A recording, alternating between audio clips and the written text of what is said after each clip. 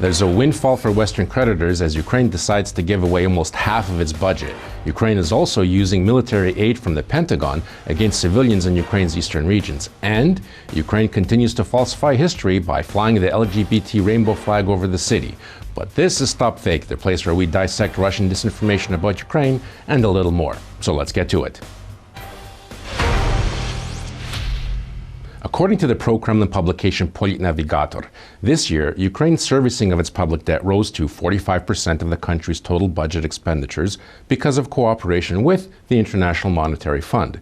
They claim that Ukraine is giving nearly half of its budgetary revenue to Western creditors, with this year's projections estimated to reach 60%.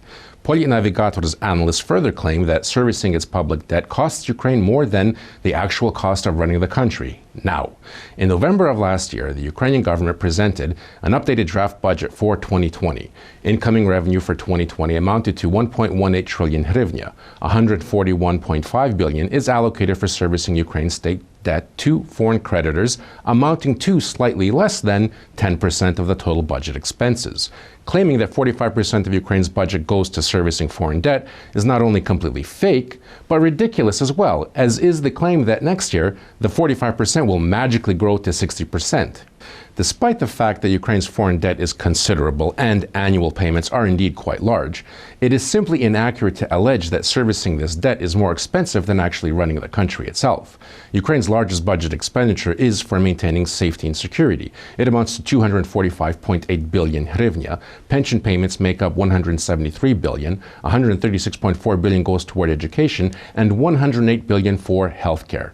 Ukraine's public debt is indeed a problem that impacts on the development of the country's economy. The current payments for foreign debt date back to loans taken by previous governments, ousted President Viktor Yanukovych and his Prime Minister Mykola Azarov, both of whom fled to Russia, and former Prime Minister Yulia Tymoshenko. Between 2007 and 2014, these three politicians amassed a debt of more than $46 billion while serving as Prime Ministers of Ukraine.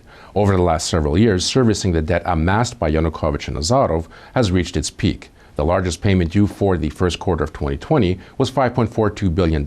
In total, Ukraine is obliged to pay back more than $17 billion this year alone.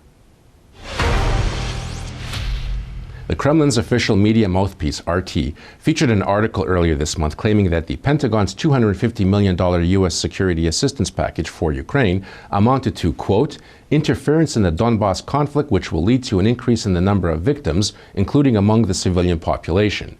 This is another spin on Moscow's disinformation narrative that the war in eastern Ukraine is a civil war and an internal conflict, despite a lot of compelling evidence showing the presence of Russian army in eastern Ukraine and Russian military support for their proxy forces. The Pentagon noted that $125 million of the assistance package was conditional on defense reforms, but will go toward equipment and support for ongoing training programs and operational needs. Ukraine's defense ministry said overall, the aid is intended to preserve the lives and health of Ukrainian soldiers fighting Russian aggression in eastern Ukraine. RT wrote, quote, Ukraine is not an independent country, but an enclave controlled by Washington, and the United States is helping Ukraine, who is waging a war with its own citizens. Donbas residents don't want to live under Kyiv rule. They don't agree with the results of the state coup, and that is why they try to establish constitutional order in the country. Any military or technology aid, as well as training assistance, will raise the number of Donbas civilian casualties. The U.S. aid package includes equipment for training programs, operational needs, opportunities to increase Ukraine's defense capabilities on the water, air surveillance systems, missile defense radar, and tactical equipment, field medicine equipment, and more. The Pentagon's press release announcing the aid on June the 11th said, quote, the United States remains steadfast in its support for Ukraine's sovereignty and territorial integrity within its internationally recognized borders. Several organizations, including StopFake, have debunked countless Russian fake stories about the war in eastern Ukraine being an internal conflict, and more than enough proof has been uncovered of the presence of Russian troops in occupied Donbas. For example, Vice News' Simon Ostrovsky's film Selfie Soldiers proves the presence of official Russian military in the Donbas war with the help of social media postings and profiles, or the volunteer project Inform napalm that has created a database of Russian weapons used in Donbas by Russian army units, which participated in wars not only against Ukraine, but also in Georgia and Syria. And in the summer of 2019, Forensic Architecture, a British research agency that uses architectural techniques and technologies to investigate cases of state violence and human rights, collected and cataloged evidence of Russian army intervention in the August 2014 Battle of Ilovaisk, including the presence of a tank model that was used exclusively by the Russian military at that time. Flying the rainbow flag over Kyiv is an attempt by Ukrainian authorities to undermine values which will end with the collapse of Ukraine. This is how Russian monarchist and Orthodox internet site Tsargrad responded to the rainbow flag being attached to a controversial Soviet-era monument called the Motherland as part of this year's Kyiv Pride, further calling the event a falsification of history.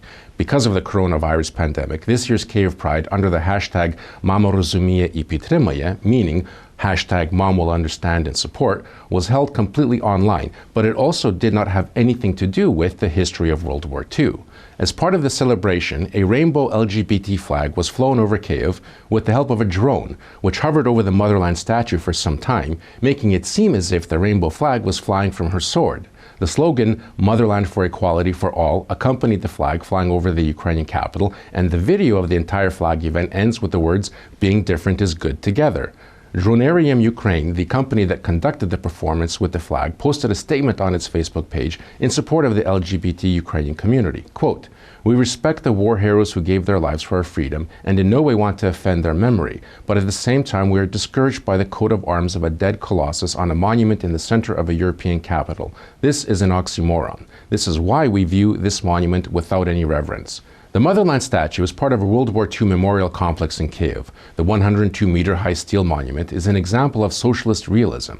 It was unveiled in 1981 by Leonid Brezhnev, the secretary of the Communist Party of the Soviet Union. The female statue wields a sword in her right hand and a shield in her left hand, emblazoned with the Soviet Union's hammer and sickle. That's it for this week. You can find much more dissected disinformation on our website, StopFake.org.